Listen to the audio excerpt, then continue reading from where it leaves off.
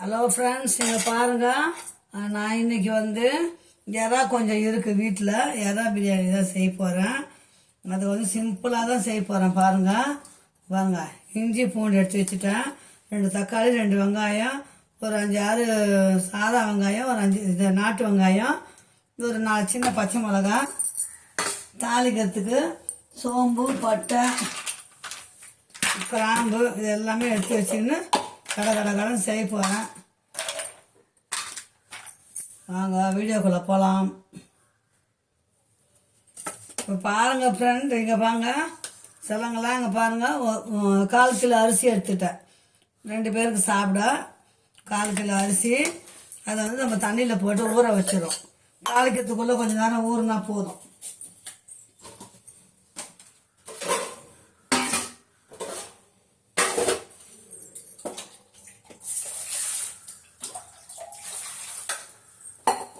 ஆத்தில் ஒரு நாள் பிரியாணி சாப்பிட்றோம், அவ்வளோதான். அந்த வருங்க தண்ணியில் போட்டு ஊற வச்சிட்டோங்களா, அது அப்படியே ஊறட்டும். அதுக்குள்ள நம்ம வந்து அரைக்க வேண்டியதெல்லாம் காமிச்சிடுறோம். நம்மக்கிட்ட ஜார் எடுத்து வந்துடலாம். இப்போ பாருங்கள், இந்த மிக்ஸி ஜாரில் என்னென்ன போடுறேன்னா, ஒரு 2 இன்ச்சு அளவு இஞ்சி, அது கூட வந்து இந்த பாருங்கள் பூண்டு, சோம்பு, கிராம்பு வாயில் போட்டால் பிடிக்க மாட்டேங்குது. அதனால் இதை ஒரு திருவிட்டு அதுக்கப்புறம் பச்சை மிளகா, வெங்காயம் போட்டு இது கொஞ்சம் இஞ்சி பூண்டு சோம்பு கிராம்பு மசிச்சு, அது கூட வந்து பாருங்க ஒரு 4 பச்சை மிளகா, ஒரு 4-5 வெங்காயம், சின்ன வெங்காயம், அதை போட்டு ஒரு சுற்றி அரைச்சின்னு வந்துடலாம். மிக்ஸியில் அரைக்க வேண்டிய பொருள் இவ்வளோதான்.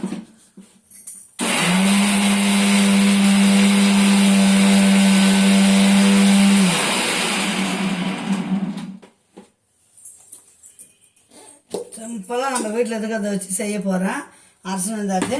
இப்போ வந்து நம்ம தாளிக்கணும். வெங்காயம் தக்காளி அரைஞ்சிட்டு வந்துடலாம்.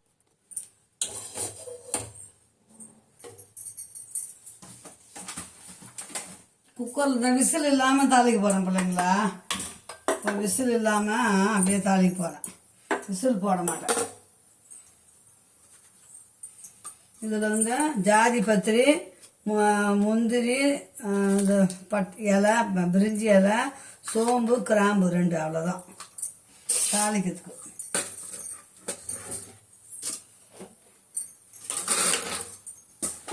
வெங்காயம் தக்காளி அரைச்சிடுவோம்.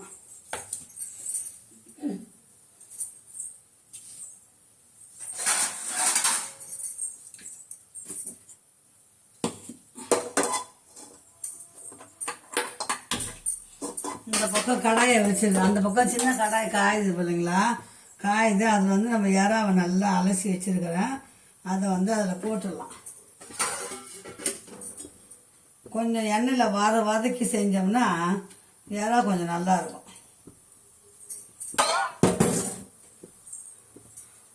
புதினா ஒரு பிடி, கொத்தமல்லி ஒரு பிடி புதினா எல்லாம் க்ளீன் பண்ணி வச்சுட்டேன்.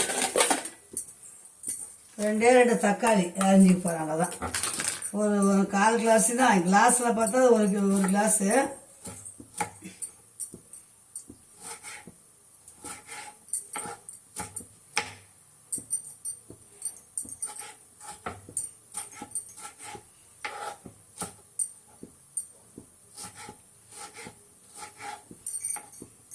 அப்பப்போ செய்கிறது தான் போடுறாங்க. ஒரு வாட்டி செஞ்சுட்டு அப்புறம் என்னடா யாரா பிரியாணி போகிறோம், வாரத்தில் ஒரு நாள் தான் செய்கிறோம்.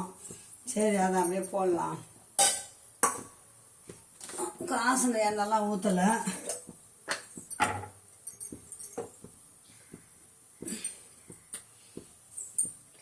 இந்த பக்கம் கடாயில் வந்து நான் எண்ணெய் ஊற்றி இறா வச்சுருக்கிறேன்.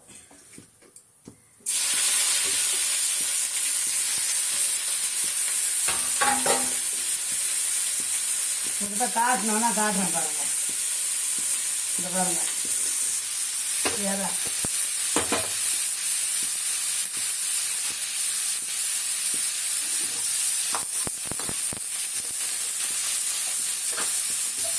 கொஞ்சம் எண்ணெய் ஊற்றி இதை கொஞ்சம் வதக்கி வச்சுக்கணும். கொஞ்சம் வதக்கி வச்சுனா அந்த அந்த கவுச்சி வாசனை இருக்காது.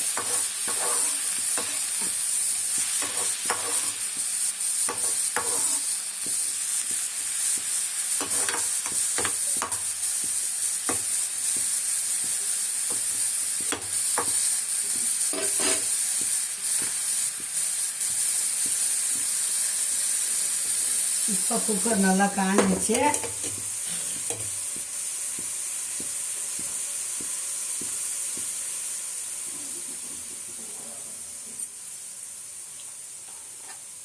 ஒரு ஸ்பூன் நெய் ஊற்றுறேன். எனக்கு நெய்னா கொஞ்சம் பிரியாணி போடுவோம் பிள்ளைங்களா, அதனால் நெய் போட்டிருக்கேன். ஒரே ஒரு ஸ்பூன் போதும். நெய் வேண்டான்னா விட்டுடுங்க.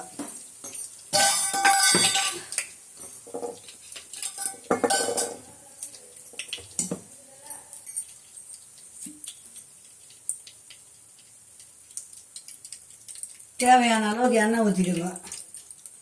இதுக்கெல்லாம் வந்து ஸ்பூனில் அளந்தெல்லாம் ஊற்ற முடியாது. நல்லா காஞ்சிச்சிங்களா. சோம்பு, பட்டை, ஏலக்காய் அந்த இதை போட்டுருவோம். இதில் பிரியாணி ஐட்டம் மசாலா கூடவே 2 வெங்காயம் இருந்துச்சுன்னு அதை போட்டுருவோம்.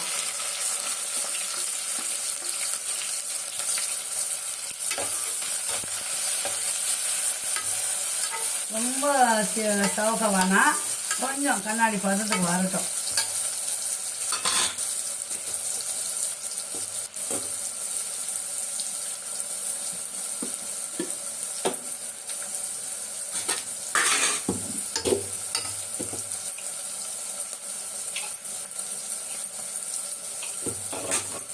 மிக்சியில் அரைச்சோம் பார்த்தீங்களா, வெங்காயம், பச்சை மிளகா, கொஞ்சம் சோம்பு, இஞ்சி, பூண்டு எல்லாம் அரைச்சி அதை போட்டுடலாம்.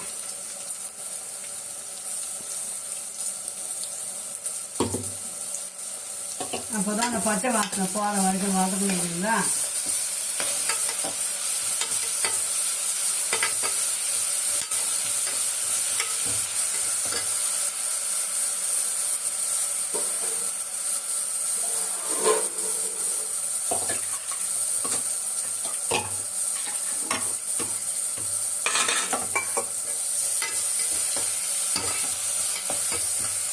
இப்போ 2 தக்காளி அரிஞ்சிருக்கு, தக்காளி போடுறோம்.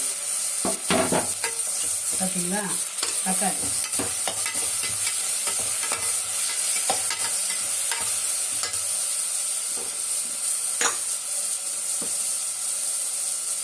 தேவையான அளவு உப்பு போட்டுக்கணும். உப்பு வந்து போடும்போதே கொஞ்சம் கம்மியாக போடுங்க. நம்ம கொதிக்கும் போது தண்ணி வாயில் வச்சு பார்த்துட்டு அரிசி போட்ட முன்னாடி கொஞ்சம் உப்பு போட்டுக்கலாம்.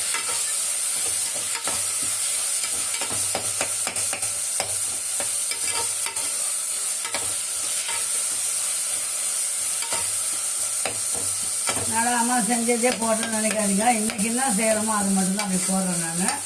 அப்போ அந்த லைனில் பார்த்தா இன்றைக்கி எறா பிரியாணி வீட்டில் திங்கக்கிழமை கிடையாது, நான்வெஜ்ஜு செவ்வாய்க்கிழமை கிடையாது. அதனால் இன்றைக்கி மட்டும்தான்.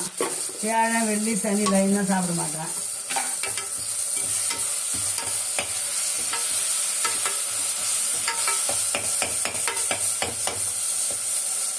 நல்லா வதங்கிச்சு போனீங்களா. கொஞ்சம் புதினா, ஒரு கை புதினா,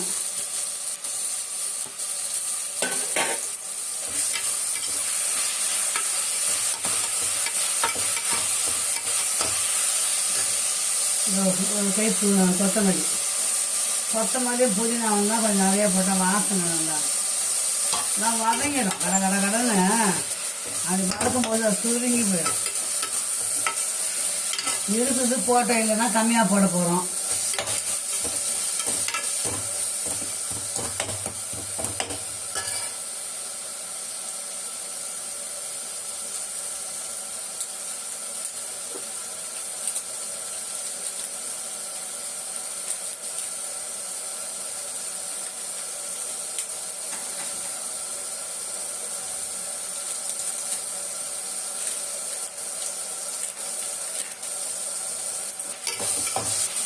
அன்னாச்சி மூக்கு வந்து பவுடர் பண்ணி வச்சுக்கிறேன் பிள்ளைங்களா. நான் அந்த பவுடரை போட்டுருவேன். முழுக்க அந்த தூக்கி போட்டுடுறாங்க, புரியுதுங்களா. மழைக்கு அதுவும் இது ஆகிடுச்சு.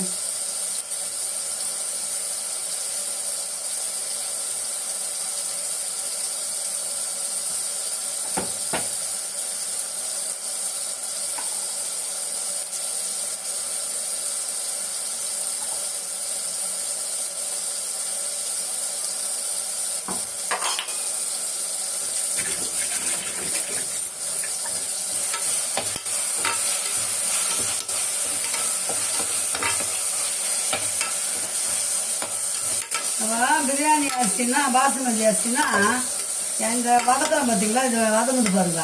தண்ணி ஊற்றாதோம்னா அரிசியை போட்டு வதக்கி செய்வேன். இது பாசுமதி சீரக சம்பா அரிசி. அதனால் இதுக்கு வந்து என்ன பண்ணணும்னா ஒலை மாதிரி கொச்ச பிறகு அரிசியை போடணும்.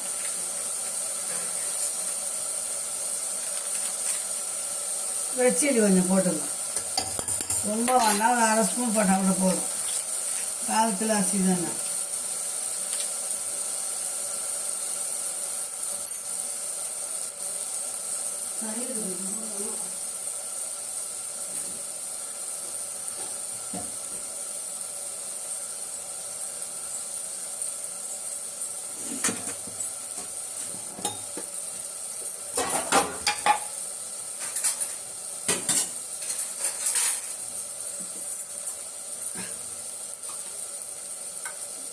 ஒரு கரண்டி தயிர் ஊற்றிக்க, வீட்டில் இருக்கு, அதனால் கொஞ்சம்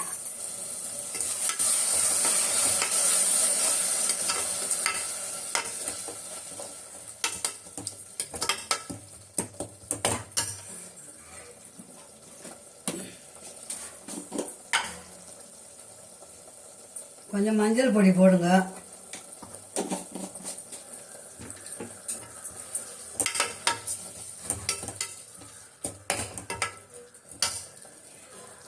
இப்போ ஒரு கிளாஸுக்கு 1.5 வைக்கணும் அரிசி தண்ணி.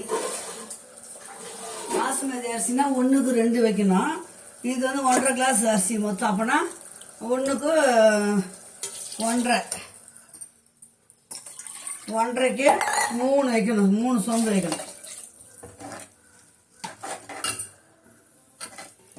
இந்த சமயம் காரம் பார்த்துக்கின்னு வேணும்னா கம்மியாக இருந்தால் நம்ம எல்லாம் பச்சை மிளகா அரைச்சிருக்கிறோம் இல்லைங்களா, அதனால் பார்த்துக்கணும் தூள் போட்டுக்கலாம். சிகப்பு தூள் தான் போடணும், குழம்பு பொடி போட்டுறாதீங்க.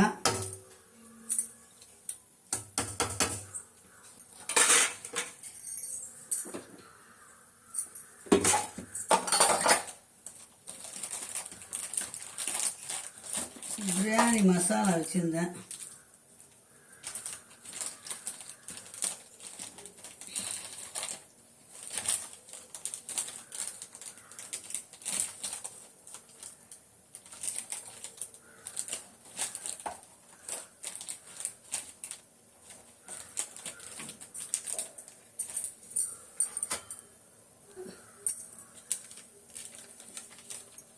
பிரியாணி மசாலா 1 ஸ்பூன் போட்டுங்க போதும், ரொம்ப வேண்டாம் நிறைய போட. இது வந்து 1 கிலோவுக்கு செய்யலாம்.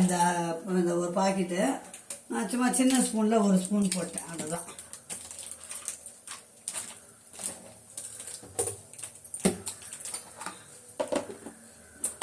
மசாலாலாம் வாங்கி வச்சு எல்லாத்துக்கும் ரப்பர் பேண்ட் போட்டு எடுத்து வச்சுருவேன்.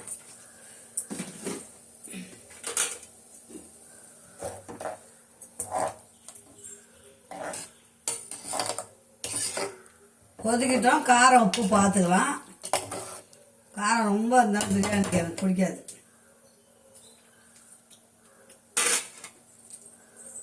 போதும் தான் நினைக்கிறேன்.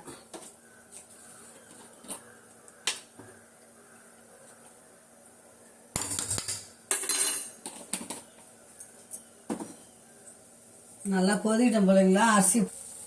இப்போ பாருங்கள் நல்லா தண்ணி கொதிக்குதுங்களா, அந்த பாருங்கள் நல்லா கொதிக்குது பாருங்கள். இப்போ இந்த ஸ்டேஜுக்கு நம்ம அரிசியை போட்டுருவோம். இந்த அரிசி கழுவி வந்தாச்சு, அரிசியை போட்டுருவோம்.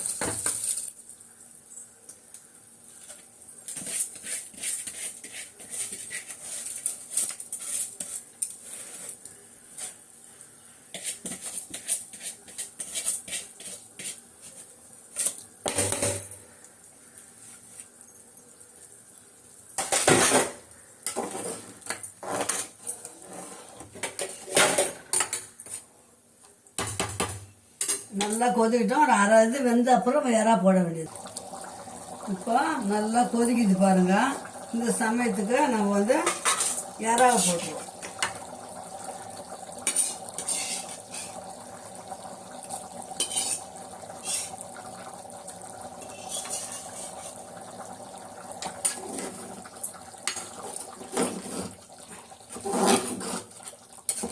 அப்படியே சிறுத்தியாக வேகணும் தருங்களா. அவ்வளோதான்.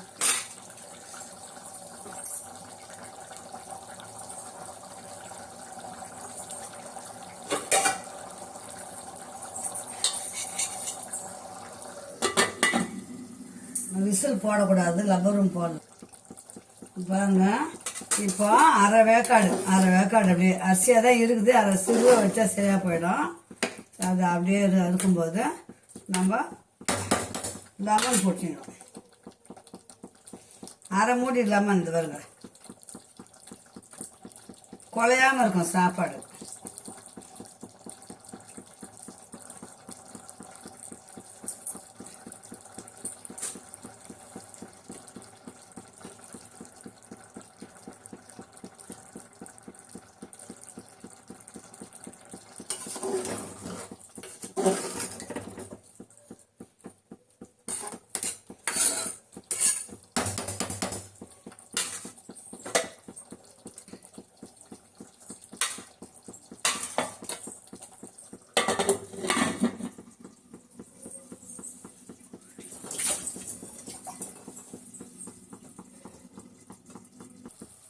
பாருங்க பார்த்தீங்களா, எறா பிரியாணி நல்லா 3/4 வேக்காடு வெந்துச்சு.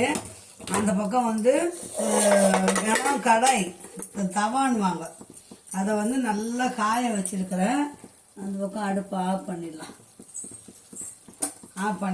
அதை தூக்கி இந்த பக்கம் போட்டு பாருங்க நல்லா காஞ்சிச்சு கடாயி. அது மேலே மட்டன் பிரியாணி, சிக்கன் பிரியாணி தம் போடலாம். இதுக்கு இப்படி தான் தம் போடணும் எறா பிரியாணிக்கு. இப்போ நம்ம சிம்மில் வச்சிட்டோம்னு வச்சுங்க, அது பாட்ட வேகும்.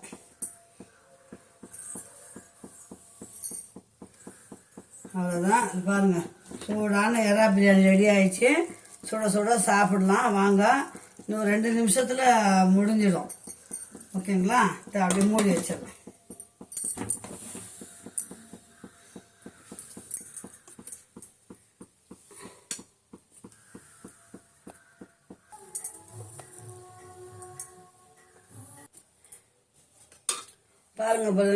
பாருங்க எறா பிரியாணி சூப்பராக ரெடி ஆயிடுச்சு. அம்மா சாப்பிட போகிறேன். வாங்க செல்லுங்களா. சூடாக எறா பிரியாணி நல்லாயிருக்கும். எனக்கு ஆசைப்பட்டதும் நான் செஞ்சு சாப்பிட்ருவேன். இப்போ போகிற கொஞ்ச காலம் நல்லா ஆசைப்பட்டதை செஞ்சு சாப்பிடணும் ஜாலியாக. வாங்க செல்லுங்களா, அம்மா வீட்டில் பிரியாணி சூடாக சாப்பிட்லாம். அப்பா நைட்டுக்கு தான் வருவாங்க. எனக்கோசமே எல்லாம் வாங்கி கொடுத்துட்டு போனார். இப்போது செஞ்சு நீ சாப்பிடு கண்டிஷனா அப்படின்னாரு. ஓகே செல்லுங்களா, பாய். இந்த வீடியோ இதோட முடிச்சுக்கிறேன். அம்மா சேனல் லைக் பண்ணுங்கள், சப்ஸ்கிரைப் பண்ணுங்கள், ஷேர் பண்ணுங்கள் செல்ல பிள்ளைங்களா. ஓகே பாய் செல்லுங்களா. வச்சுட்டுங்களா? Okay bye. பாருங்கள் சூடாக இருக்குது, சாப்பிட போகிறேன். சாப்பிட்டுட்டு எப்படி இருக்குது? சூப்பராக இருக்குது செல்ல பிள்ளைங்களா. வாசனையாக கும்பு இது கொதிக்குது. கை வைக்க முடியல, டம்மிலே இருக்குது. இது கொஞ்சம் எடுத்துகிட்டு வந்தேன், சாப்பிடலாம் இப்போன்ட்டு. Okay bye செல்லுங்களா. அம்மா சேனல் சப்ஸ்கிரைப் பண்ணுங்கள். வச்சுட்டுங்களா? ஓகே பாய்.